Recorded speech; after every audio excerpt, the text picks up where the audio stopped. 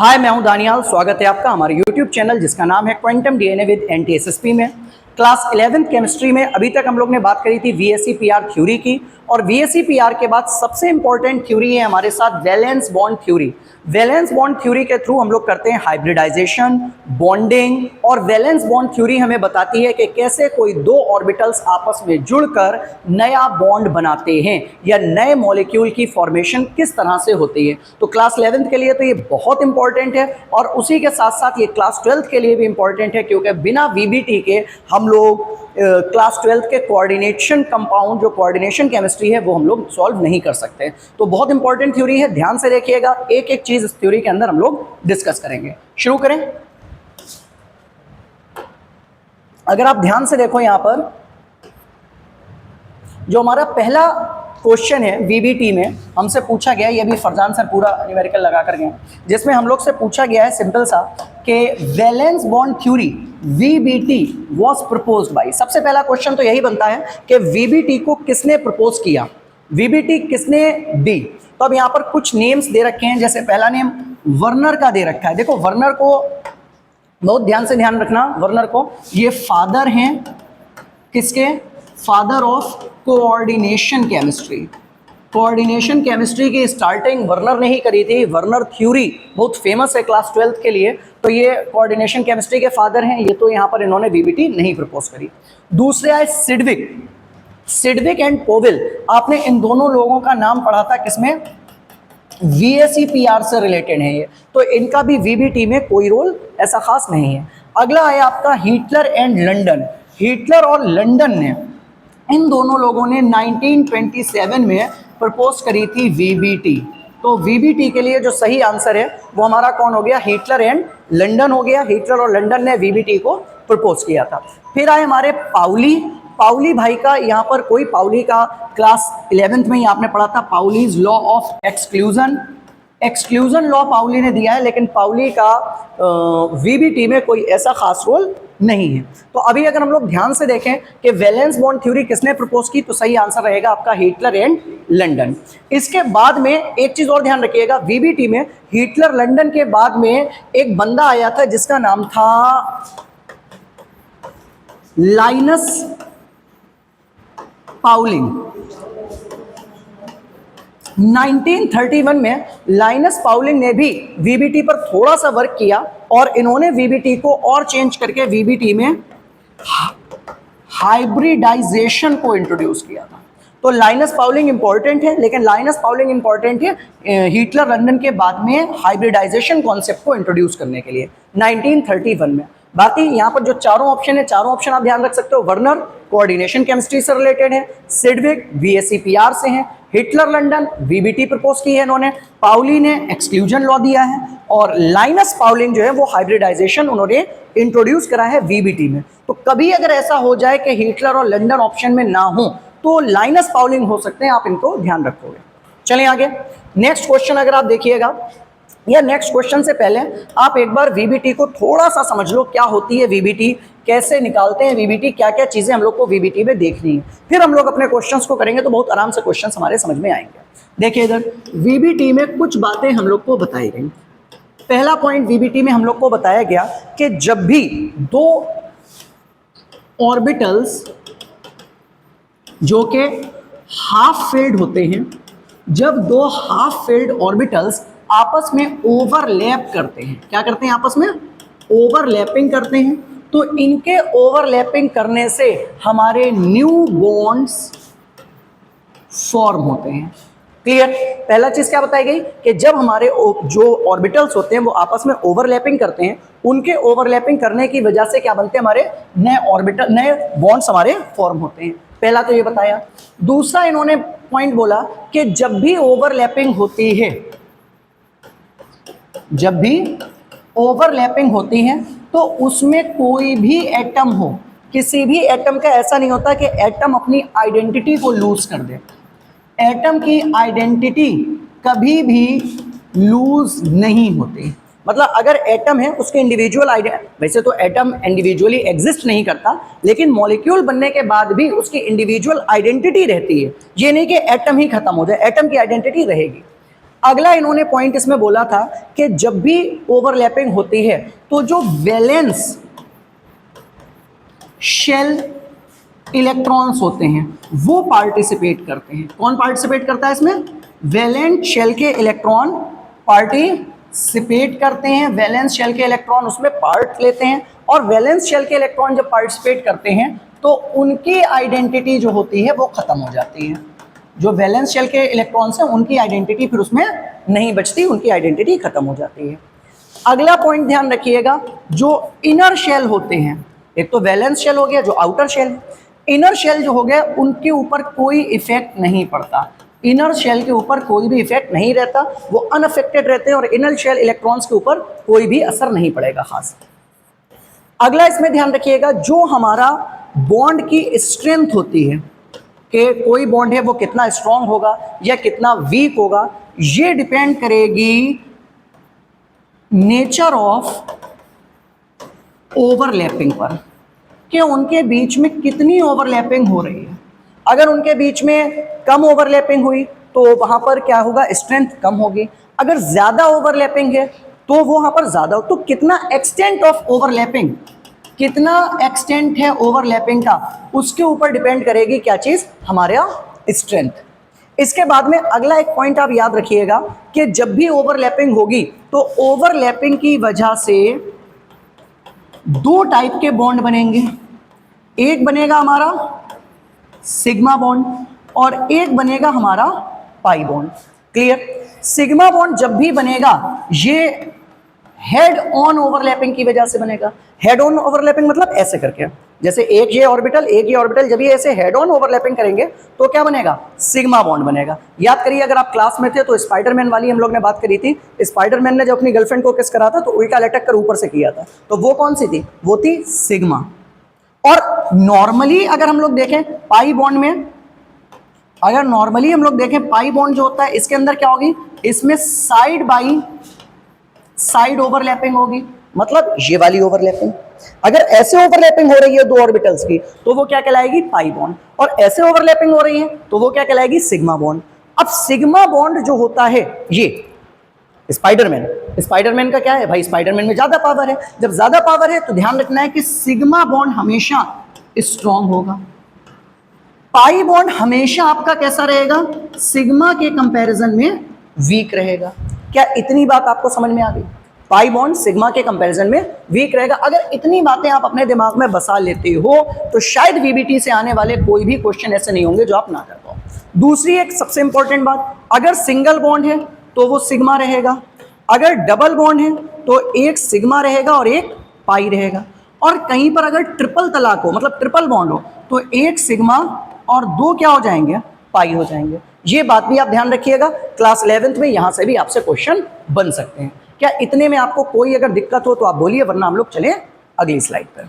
आइए अब अगला क्वेश्चन अगर हम लोग यहाँ पर देखें तो हमारा दूसरा जो क्वेश्चन कह रहा है उसमें हमसे पूछा है, अकॉर्डिंग टू वीबीटी के according covalent bond is formed due to, covalent bond कैसे बनते हैं या कोवैलेंट बॉन्ड क्यों बनते हैं। तो यहां पर पहला इसने ऑप्शन हम लोग को दिया, by the transfer of electrons, कि भाई दो इलेक्ट्रॉन्स का ट्रांसफर होता है, एक तरफ से इलेक्ट्रॉन निकलकर दूसरी तरफ जाते हैं, इस वजह से हमारा क्या होता है, कोवैलेंट बॉन्ड बन रहा है। या दूसरा इन्होंने दिया ओवरलैपिंग ऑफ एटॉमिक ऑर्बिटल्स, तीसरा शेयरिंग ऑफ न्यूक्लियस, या चौथा लॉस ऑफ इलेक्ट्रॉन्स।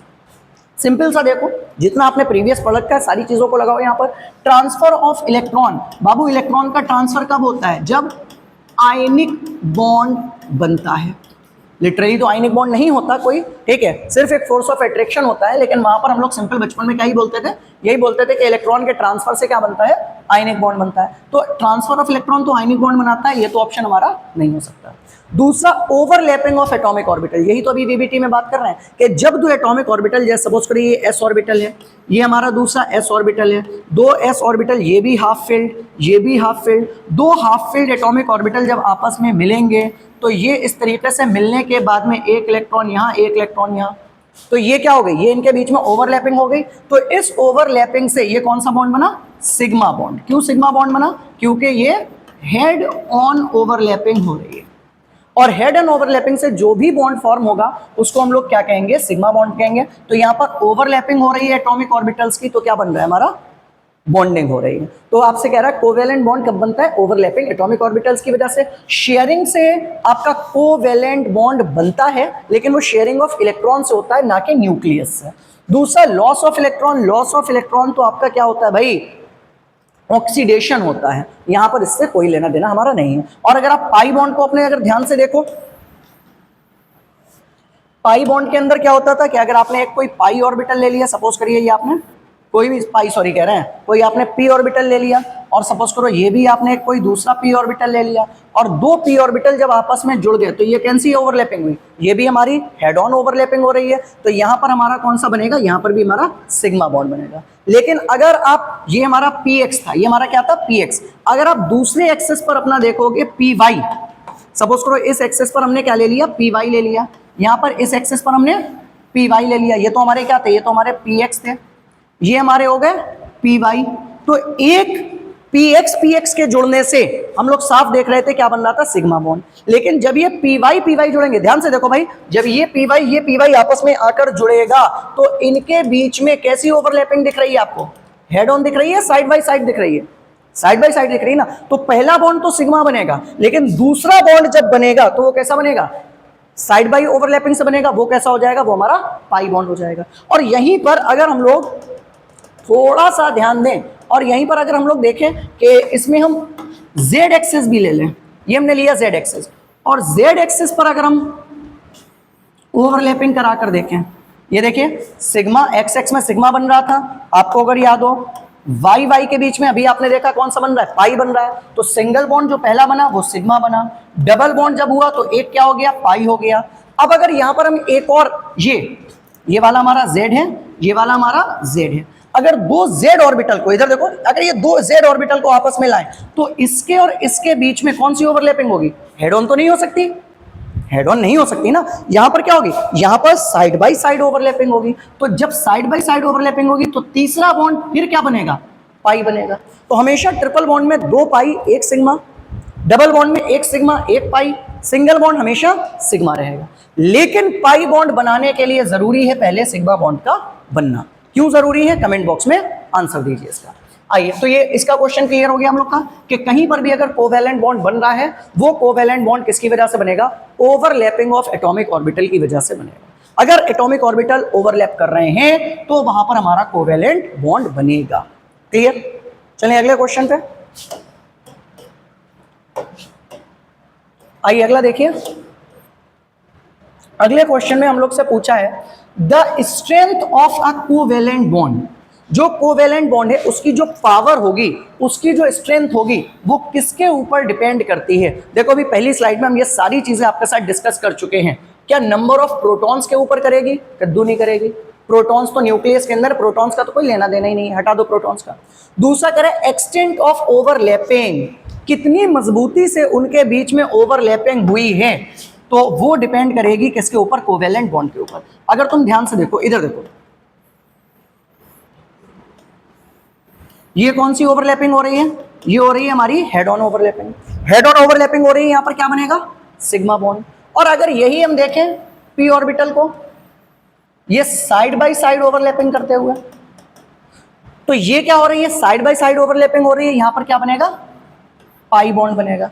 हम लोग को पता है जो हेड ऑन ओवरलैपिंग होती है ये स्ट्रॉन्ग होती है, ये जो हमारी साइड बाय साइड ओवरलैपिंग होती है ये वीक ओवरलैपिंग होती है। ये साइड बाय साइड, इसको ये मत सोचो वो बूढ़े ने दो डंडियां दी थी और डंडियां एक दूसरे के ऊपर आ गई चिपक गई। ये साइड से आप किसी चीज से चिपके हो और किसी चीज से आप ऐसे करके जुड़े हो, ये ओवरलैपिंग ज्यादा है, ये ओवरलैपिंग इतनी ज्यादा नहीं है। तो ये एक्सटेंट ज्यादा है, ये एक्सटेंट कम है, इसकी वजह से सिग्मा बॉन्ड स्ट्रॉन्ग रहता है। पाई बॉन्ड कैसा रहता है हमारा, पाई बॉन्ड कैसा रहता है हमारा, वीक रहता है। तो हमसे यहाँ पर पूछा है कि ओवरलैपिंग किसके ऊपर डिपेंड करती है, तो पहले तो हमें सीधे सीधे आंसर लगा देना है, एक्सटेंट ऑफ ओवरलैपिंग पर डिपेंड करती है। टाइप ऑफ आयंस का इससे कोई भी लेना देना नहीं है, एटॉमिक मास का भी कोई भी लेना देना नहीं है। तो सही ऑप्शन हमारा क्या हो गया, extent of overlapping. Next question आप देखिएगा इसी सीरीज में। अगला क्वेश्चन है, नहीं नेक्स्ट क्वेश्चन है हमारा, which overlap forms a stronger bond.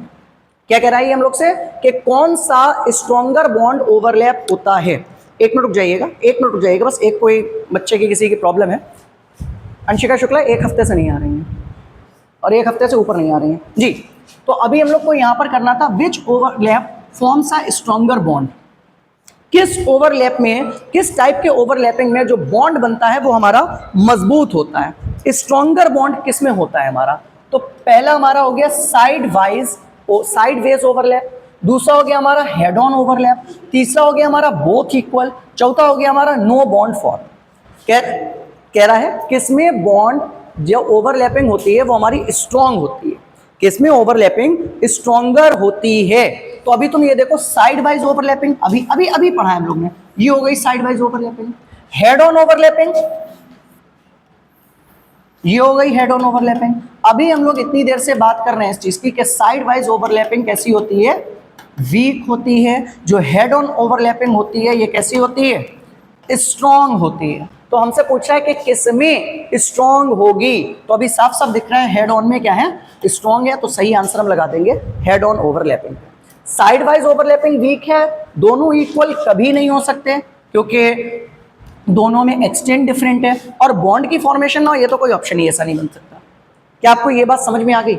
यहां तक कोई दिक्कत हो, 4 क्वेश्चन हम लोग के हो गए हैं इस टॉपिक से रिलेटेड। कोई भी आपको अगर प्रॉब्लम हो तो आप कमेंट बॉक्स में आंसर अपना लिख सकते हैं या कमेंट बॉक्स में अपनी बात बता सकते हैं। अगर फिजिक्स से रिलेटेड, केमिस्ट्री से रिलेटेड, बायोलॉजी से रिलेटेड किसी भी चीज़ की आपको परेशानी हो, ये सिर्फ उनके लिए नहीं है जो बच्चे हम लोग से पढ़ रहे हैं, या जो वीडियो को देख रहे हैं और वो कोचिंग वगैरह नहीं कर सकते, या उनको कोई भी टॉपिक समझने में प्रॉब्लम है, या आप पर्टिकुलर नोट्स बनाते हो लेकिन फिर भी आपको प्रॉब्लम आती है, तो आप अपना कमेंट बॉक्स में आंसर दो। आप बताओ कि हमें ये प्रॉब्लम हो रही है। आपको पीडीएफ की फॉर्म्स में नोट्स भी प्रोवाइड करवा दिए जाएंगे, चाहे वो फिजिक्स के हों, केमिस्ट्री के हों या बायोलॉजी के हों। कोई भी दिक्कत हो आप बताइए, आपके कंप्लीट प्रिपरेशन की जिम्मेदारी हम लोग की।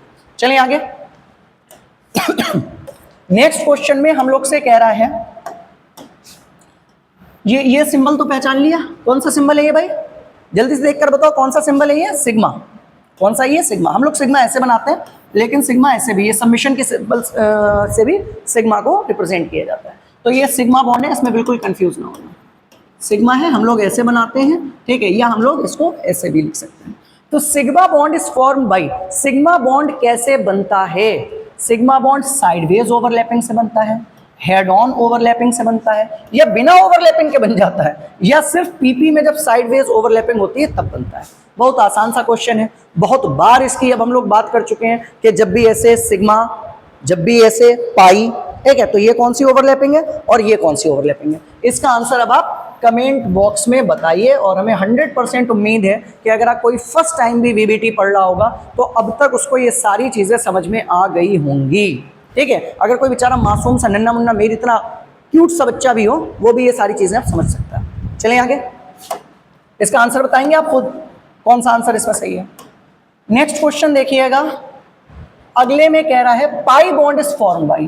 पाई बॉन्ड कैसे बनता है भाई? जब सिग्मा बॉन्ड का आपको पता है सिग्मा बॉन्ड कैसे बनता है, ये सिग्मा बॉन्ड इस तरीके से, सिग्मा बॉन्ड कैसे बनता है, हेड ऑन ओवरलैपिंग से। पाई बॉन्ड कैसे बनता है, साइडवेज से, ठीक है। जब साइडवेज ओवरलैपिंग होती है इस तरीके से, तो यहां पर अब देखो हेड ऑन ओवरलैपिंग से सिग्मा बनता है, गलत हो जाएगा। साइडवेज ओवरलैपिंग से पाई बॉन्ड बनता है, सही हो जाएगा। डी ऑर्बिटल की मिक्सिंग से नहीं, या न्यूक्लियस की ओवरलैपिंग से नहीं।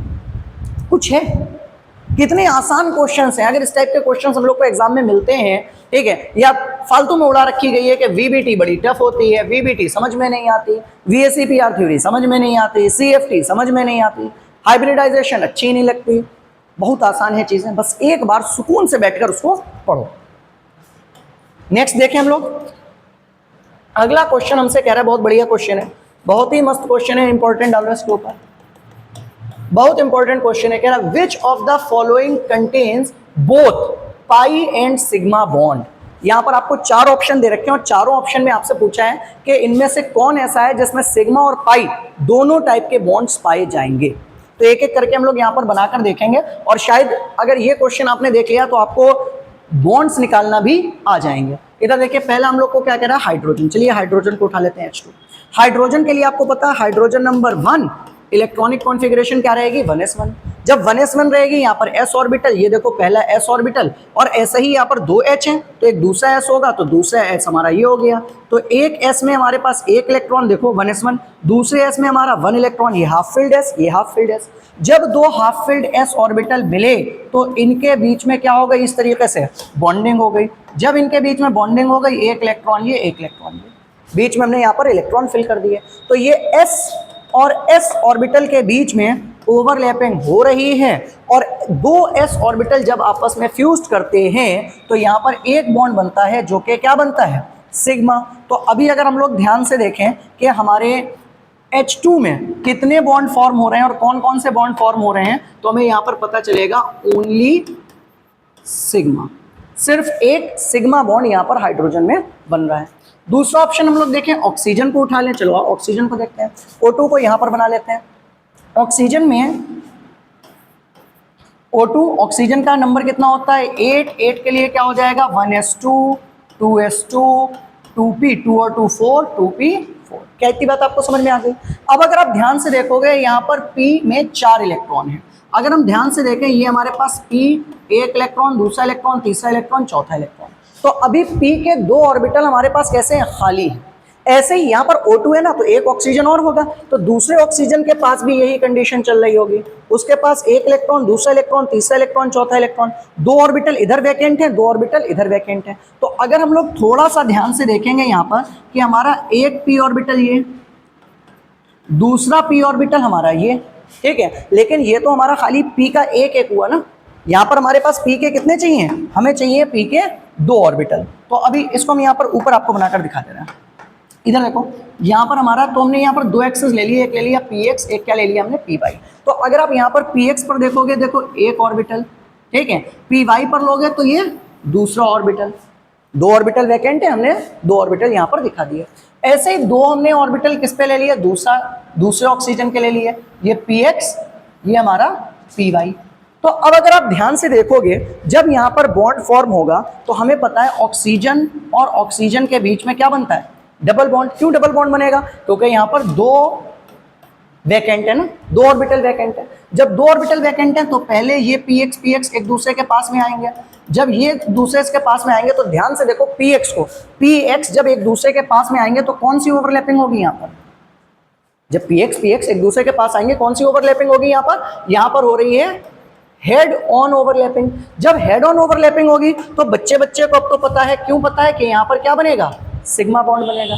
कोई दिक्कत नहीं। और सर जब ये वाला हमारा y एक्सिस का ऑर्बिटल, ये वाला हमारा y एक्सिस का, जब ये आपस में पास आएंगे, मिला उसको ऐसे करके मिलेंगे, जब ये एक दूसरे के पास में आएंगे तो ये और ये, क्या ये दोनों हेड ऑन ओवरलैपिंग करेंगे, नहीं, ये दोनों क्या करेंगे, इन दोनों के बीच में क्या दिख रहा है आपको, इनके बीच में साइड वाइज ओवरलैपिंग है। जब इनमें साइड वाइज ओवरलैपिंग होगी तो इनके बीच में क्या बनेगा, पाई बॉन्ड बनेगा। यहाँ क्या बन रहा था, सिग्मा, यहाँ क्या बन रहा है, पाई। तो ऑक्सीजन में अगर हम लोग देखें, एक सिग्मा बन रहा है और एक हमारा पाई बन रहा है। यही तो हमसे पूछा था कि which of the following contains both sigma and pi bond, कौन है ऐसा जिसमें सिग्मा और पाई बॉन्ड दोनों बन रहे हैं। तो सही ऑप्शन हमें यहाँ पर ऑक्सीजन मिल चुका है। ऑक्सीजन के अंदर सिग्मा भी बन रहा है और पाई भी बन रहा है। NaCl को तो ऐसे ही काट दो। क्यों काट दो, क्योंकि NaCl पे कोवैलेंट बॉन्ड नहीं होता, इलेक्ट्रोस्टैटिक बॉन्ड होता है, तो यहाँ पर तो हमारा ये आंसर नहीं हो सकता।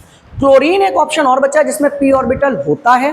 तो क्लोरीन के आउटर मोस्ट शेल में अगर आप देखो तो कितने होते हैं, 1s2 2s2 2p6 3s2 3p5।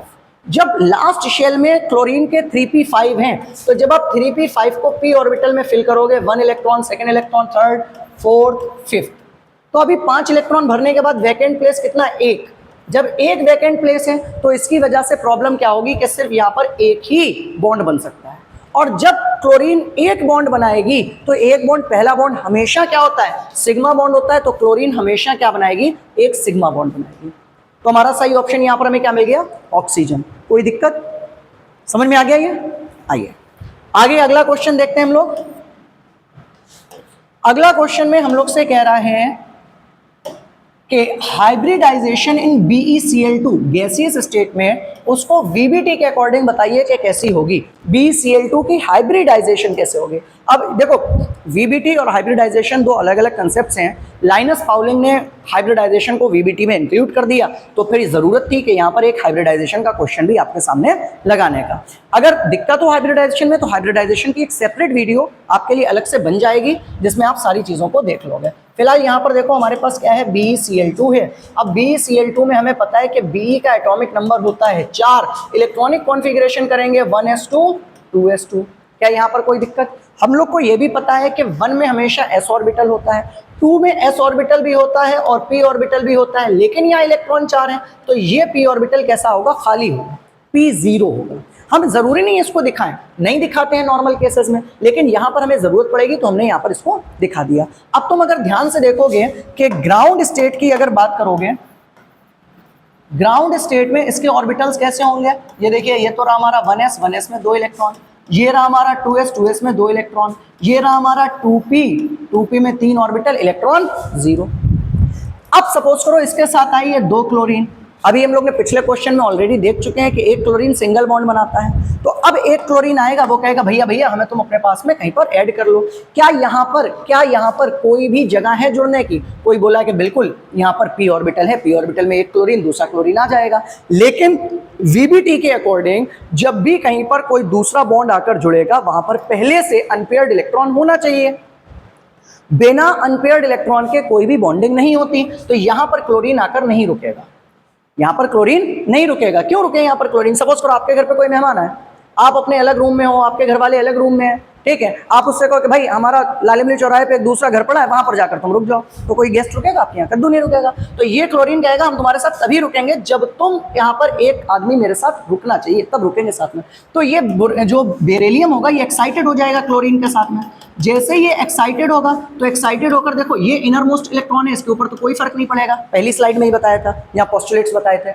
यहाँ पर क्या होगा, ये हमारा 2s और ये क्या हमारा 2p, तो यहाँ पर ये हमारा 2s का एक इलेक्ट्रॉन इतना उत्तेजित हो जाएगा कि इधर से निकलकर उधर चला जाएगा। बोले आओ चाचा हम तुम्हारे साथ चल रहे हैं, ये इलेक्ट्रॉन इधर से आकर यहाँ पर आ गया। क्या इतनी बात समझ में आ गई? अब वैकेंट प्लेसेस कितने हो गए हमारे पास? 2, मजे से एक क्लोरीन यहाँ पर और एक क्लोरीन यहाँ पर रुक जाएंगे। तो अगर हम यहाँ पर हाइब्रिडाइजेशन देखें कि यहाँ पर एक s ऑर्बिटल यूज हुआ और एक p ऑर्बिटल यूज हुआ, तो BeCl2 में अगर हम देखें 1s plus 1p orbital use हो रहे हैं, तो हाइब्रिडाइजेशन क्या हो जाएगी, sp, एक s और एक p ही तो यूज हुआ है। तो अगर यहाँ पर आप देखोगे कौन सा सही ऑप्शन है, ये हो गया हमारा सही ऑप्शन। कुछ था? कोई भी टॉपिक को आप बहुत आराम से कर लोगे। हाइब्रिडाइजेशन को एक अलग सेपरेट वीडियो में हम लोग कर लेंगे जिसमें सारे टाइप की हाइब्रिडाइजेशन को हम लोग देख लेंगे स्ट्रक्चर्स के साथ में। आइए स्क्रीनशॉट ले लेना इसका, बहुत इंपॉर्टेंट चीज है ये आपके लिए। नेक्स्ट देखिएगा 9th क्वेश्चन, जिसमें कह रहा है shape of BF3 molecule as per VBT। VBT के अकॉर्डिंग BF3 मॉलिक्यूल का शेप कैसा होगा? अब किसी के दिमाग में क्वेश्चन है, बोले शेप तो मॉलिक्यूल का हम VSEPR के थ्रू निकालते थे, बिल्कुल निकालते थे VSEPR के थ्रू, लेकिन VBT भी जियोमेट्री के लिए ही प्रपोज की गई थी, VBT किसी और काम के लिए नहीं दी गई थी। ये भी कोवेलेंट ऑर्बिटल्स को कैसे जोड़ना है, किस तरीके से ओवरलैपिंग होनी है, फिर कैसे उसकी बॉन्डिंग होनी है, उसी के अकॉर्डिंग दी गई थी। और VBT का ये एक पॉइंट भी है कि जो एटम्स होते हैं वो जो एटम्स होते हैं किसी मॉलिक्यूल में, वो अपने आप को स्पेस में ऐसे अरेंज करते हैं कि उनके बीच में मैक्सिमम डिस्टेंस हो जाए, जो VSEPR में बताया गया था।